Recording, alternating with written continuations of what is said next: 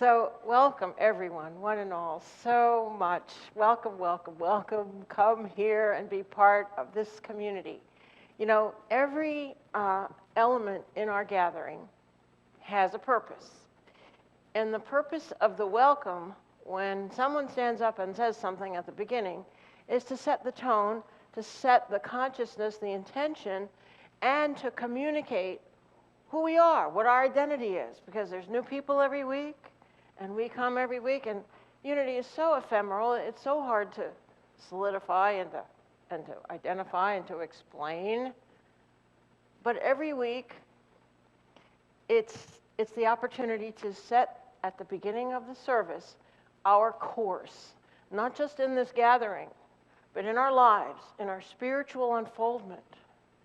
And so what I want to say to you is that we are a community that is preparing ourselves, bracing ourselves, and grounding ourselves for this new life that we are creating as a species, where we transcend the limitations and the suffering and the injustice, and we create heaven on earth. That's our purpose, and we're dedicated to that, and we do it through the power of our spiritual nature. May the church say amen. Amen.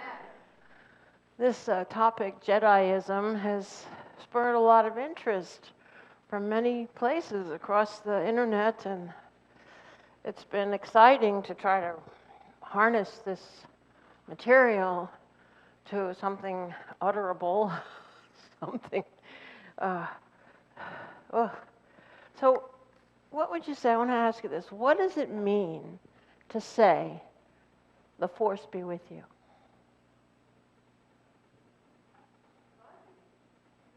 God be with you? Love be with you? Grace be with you. I think it's a beautiful statement that came across, penetrated, it reached into all segments of thought in our culture. The Force be with you is such a blessing and such a freeing and such an honoring thing to say to someone. And yet, know that the Force is never not with you, is it? The Force is ubiquitous. And I'm going to talk more about what the Force is exactly, but to say the Force be with you is such a beautiful idea. And to remind us, to awaken us, to open our awareness to this possibility that there is something that we can name the Force that is beyond our human understanding, beyond our scope of reality, and at work in our lives, in the universe, at work in the cosmos. Anybody have anything to add to that proposition? Okay, so the Star Wars movies, they always start out with long, long ago in a galaxy far, far away. Star Wars. And we can understand war as a metaphor for our struggle in life to prevail over deprivation and misfortune. We are all in this journey together. And although we teach in unity, don't call it a struggle, don't call it a battle, don't make it adversarial. For the masses, for the media, for the purposes of drama, it flushes out. It's actually very empowering to think of ourselves. As Rumi the poet said, actually Hafiz of Shiraz says, it is a naive person who does not think we are engaged in a fierce battle. For I see and hear brave foot soldiers all around me going mad and falling to the ground in excruciating pain, but you could become a victorious horse person and carry your heart through this world like a life-giving sun. Yeah. And that's out of the Hindu scriptures. It starts to all come together, superimposed systems that overlap each other. Now, George Lucas, who wrote the Star Wars scripts, is actually the originator, the author of this Jedi work, this code, all this language. He's on record as saying that he wanted to create a space for people, especially young people, to question the deep realities of existence without the limitations of tradition. And I think that's exactly what we have here. Like if you take Christianity, Judaism, even unity, and separate it from the influences of the past, the traditions from which it emerges, what you have left could be called this Jediism, this unadorned ideology that there is an energy in the universe that if we are sensitive to it, it can move us along. Here we go. The Force is a metaphysical and ubiquitous power in the Star Wars universe. It is wielded by Force-sensitive characters, heroes like the Jedi who seek to become one with the Force, while villains exploit the Force and try to bend it to their will. It's been compared to aspects of several world religions, and May the Force be with you has become part of popular culture. Now, in A New Hope, Obi-Wan Kenobi explains the Force to Luke as an energy field created by all living things. It surrounds us, penetrates us, and binds the galaxy together.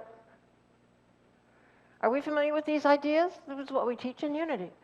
Jedi and other Force users access the Force with the help of midi-chlorians, microscopic organisms inside their cells. I think that corresponds and lines up with quantum physics. The Force and the philosophers of its followers in the Star Wars universe bear resemblance to a number of real-world religions. Hinduism, which we explored a few weeks ago, who believe in a unifying Brahman energy like the Force. Zoroastrianism, which has the conflict between a good God on the light side of the Force and an evil God like the dark side of the Force.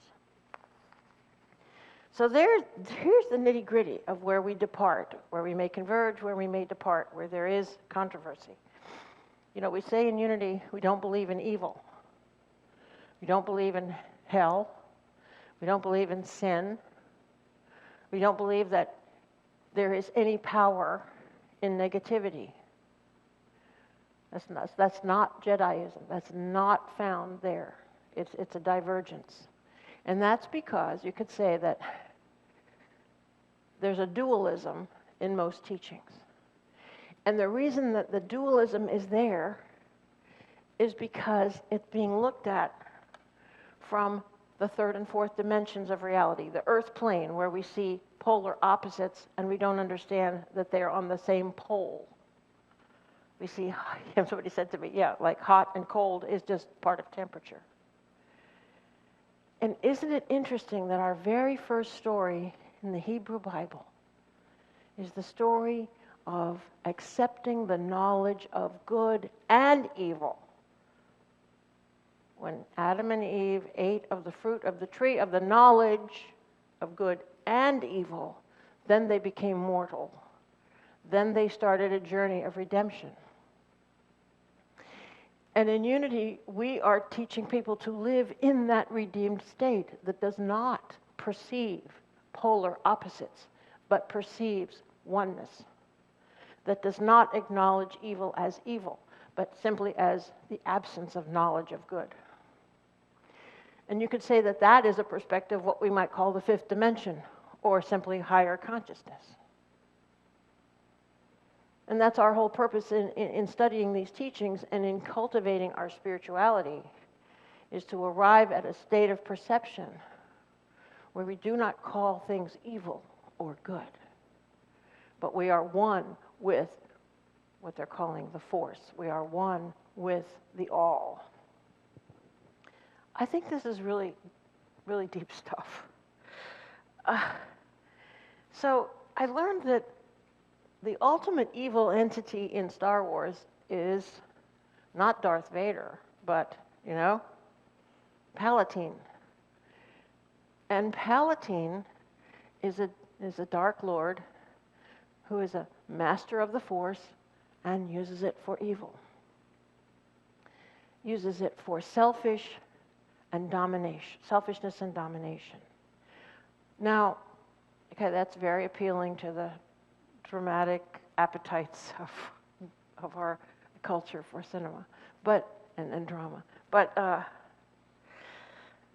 we're really trying to develop in ourselves and cultivate a consciousness of the good. That there is no power in evil unless you give it power.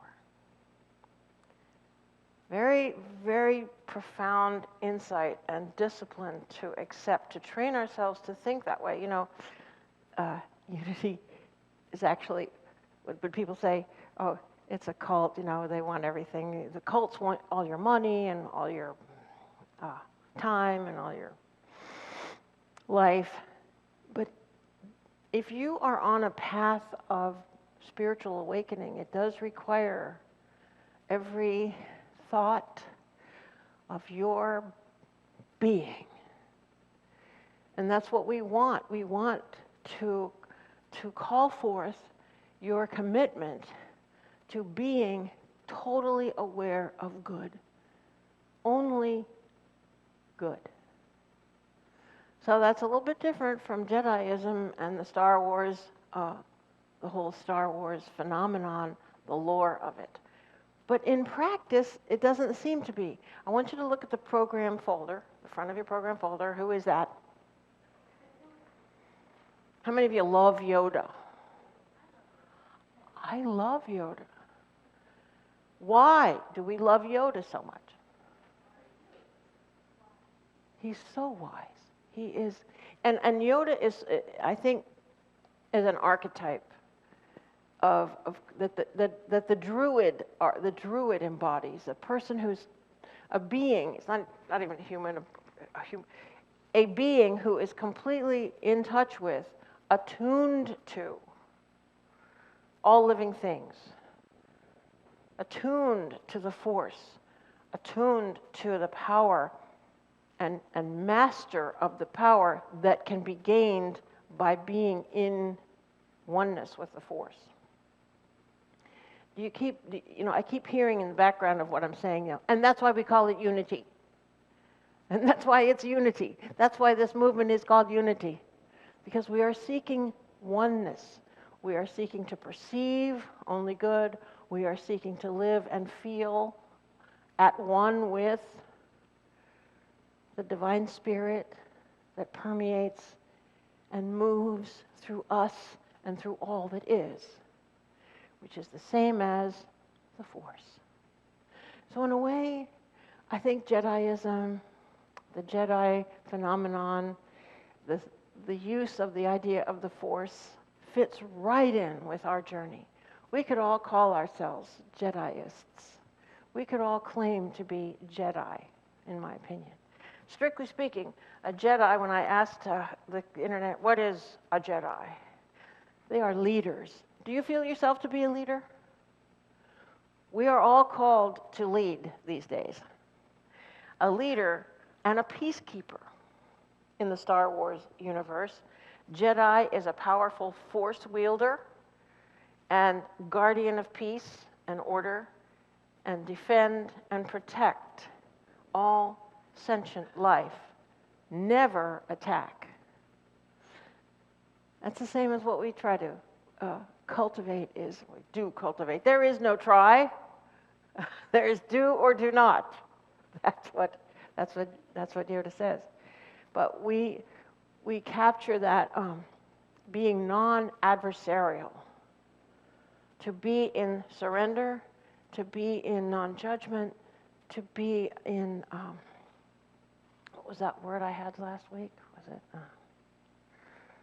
It wasn't surrender. The lesson I learned while I was on my trip. How soon we forget. Anyway, the decision to let go of adversarialism and see everything as part of ourselves and part of the oneness that we are part of. You know, it's interesting to compare. I'm not going to do a sermon on Harry Potter lore, but there's a lot of parallels between the Harry Potter material and the Star Wars, because they became universes that people identified with and became more real to the people that stepped into that universe almost than their own life. Have you witnessed that? How people just envelop themselves in the Harry Potter lore, similar to the Star Wars lore. And who is the ultimate evil in Harry Potter? Voldemort, Lord Voldemort. Now, if you're going to draw parallels, who or what is the ultimate evil in truth, unity, truth teachings, spiritual metaphysics? What is the ultimate evil?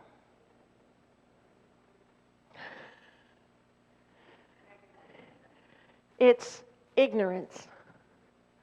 It's not knowing that we are one with the one. The only sin is to believe that we are not connected, that we are not part of, that we are not one with the divine, that we are not divine. That's the only mistake we can make, and it's only made because of ignorance. So the ultimate evil in spiritual metaphysics, aka unity, is ignorance. We don't have a big bad guy. We see Satan, we see, what's the other name for Satan?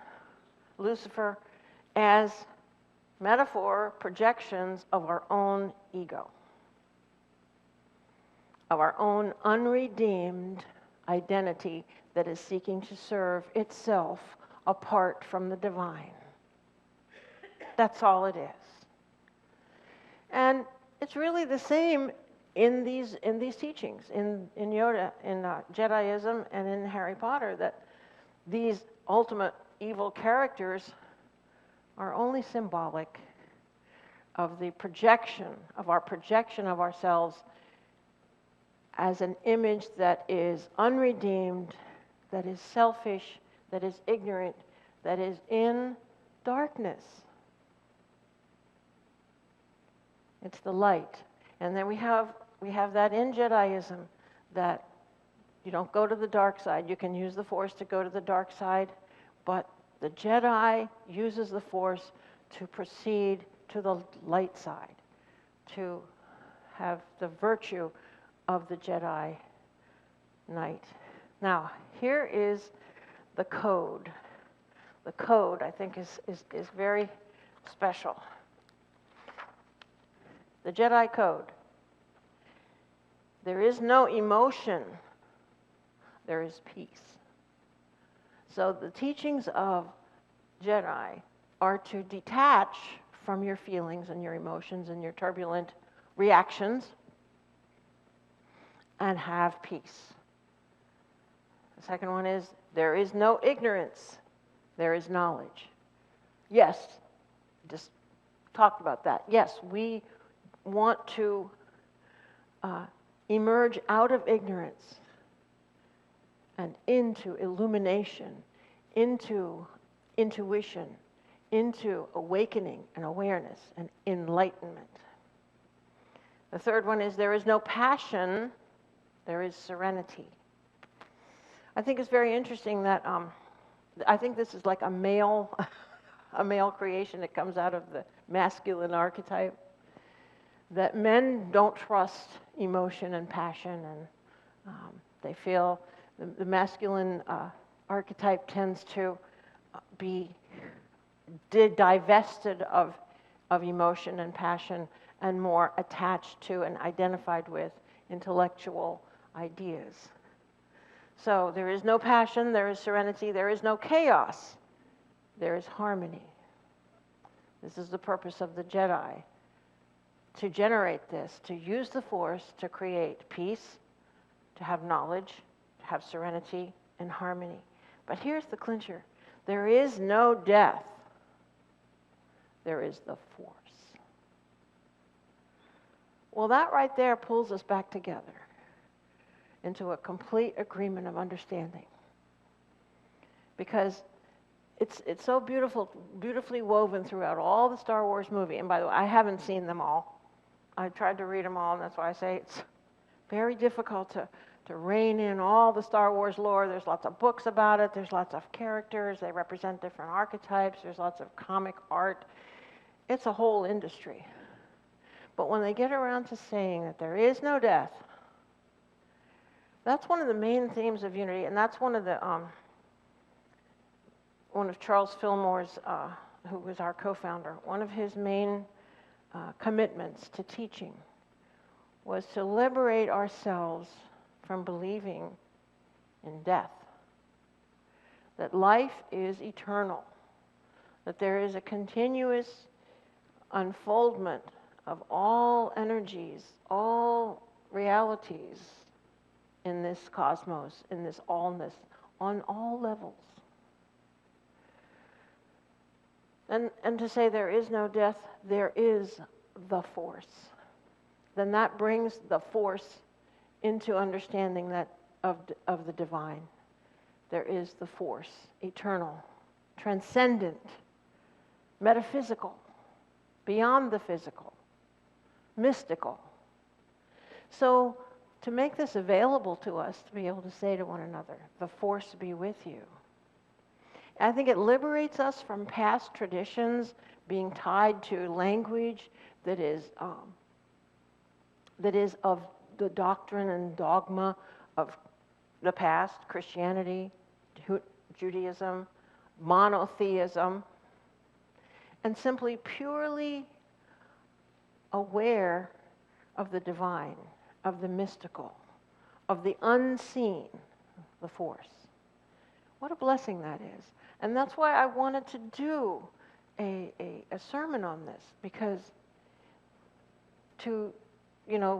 when we had our 21st Century Superhuman course of study, which was written by Carrie Ellis, and she did a workshop called Jedi Training, it sort of plops it right in our laps.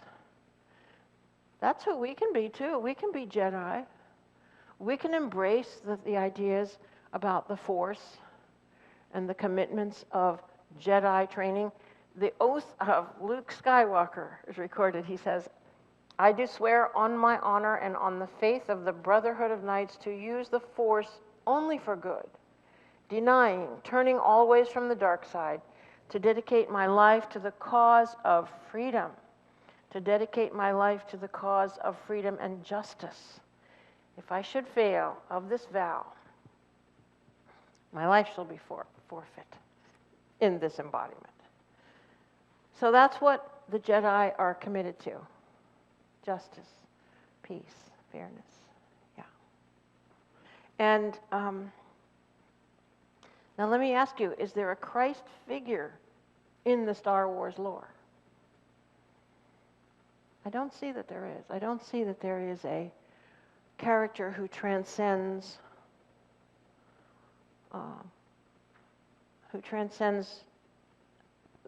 their nature, who transcends their own nature. That's how I think of Jesus Christ, the Christ figure. Maybe Yoda represents a kind of Christ figure. Anybody have any thoughts on that? A Christ figure in Star Wars? I don't see it.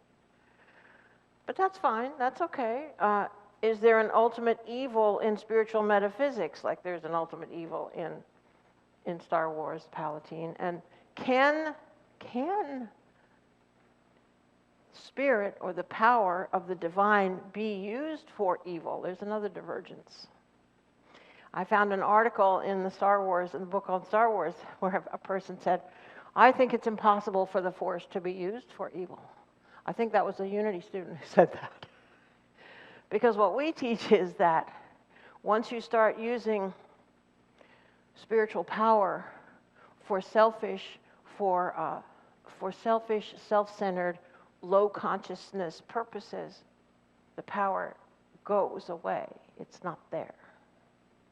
So we really diverge there, that we don't teach that the dark side has power. It's just there. Interesting. Then, is Jediism a dualistic philosophy? as opposed to unity we claim to be a non-dualistic philosophy. So a dualistic philosophy means that, good and evil, bad and good, right and wrong, are in conflict. And so it's very much dualistic. The Course in Miracles claims to be a non-dualistic philosophy. And that's why we welcome it at Unity. And Unity really is truly non-dualistic, which we believe that Jesus Christ was trying to get at. And it was very difficult for people who recorded Jesus' teachings to even embrace and replicate those teachings because they're so steeped in dualism. And like I said, that is the message that's stated at the very beginning of the Hebrew Scriptures, and that is the journey on this earth plane, is to transcend the illusion of dualism, of opposites. Does Jediism help us to do that? I don't know. But ultimately, I think Jediism is quite similar to Buddhism because its main practice is detachment from those passions and those emotions, and self-mastery. That's what the Jedi Knight training is mastery over the physical strength, mastery over the thoughts and feelings that you entertain, mastery over your reactions. Wonderful stuff. Jedi, mastery and detachment. So that lines up with Buddhism and Unity. Buddhism and Unity are quite compatible, but essentially, I want to say ultimately, Unity is not just a practice. It's not, like learning to walk a certain path, live a certain lifestyle. It's not just a practice. Neither is it just enlightenment. It's not simply consciousness awakening, that's almost sensation seeking awakening in the experience of meditation or altered states of consciousness, although we very much explore that. Unity is, it identifies humanity as potentially divine. So I don't see that. I mean, that's what New Age spirituality excels in. That we are starting to identify humanity as potentially perfect, potentially victorious over all appearance of separation from the good. So as individualized expressions of the divine, you could even say individualized expressions of the force, each of us is in our own process, yet that process is universal. It's universal. We're all going through this process of ever greater awareness, self-mastery, and demonstration of the good. It is good that we have this metaphor construct, the force. It is self-defining, isn't it? The force. It is self-revealing. You don't need anyone to explain it to you. Know this and be blessed by it. Amen.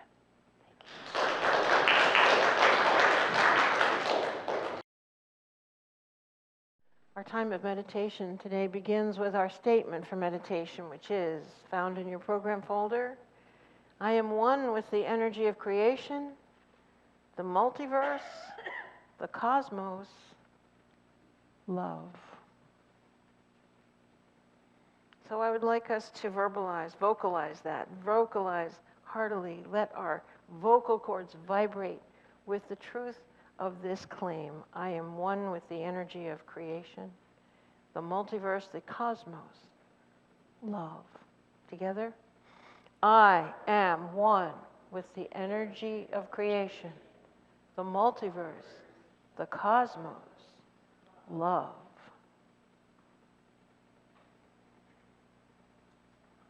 And as we move and focus into the unseen, to that realm that Jesus called the kingdom of heaven, the realm of mind, the dimension of pure consciousness. We leave behind the thoughts of the moment. We leave behind our awareness of our body.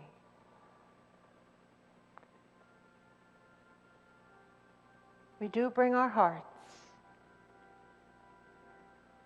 that divine generator of radiant, harmonizing power.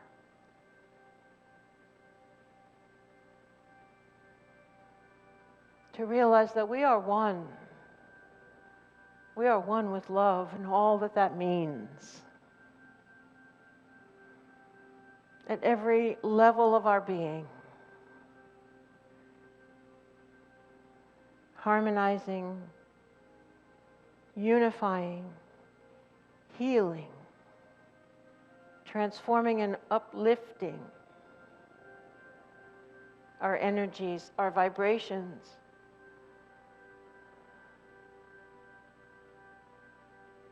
to a place where we reign supreme in our own universe of peace, oneness in the silence.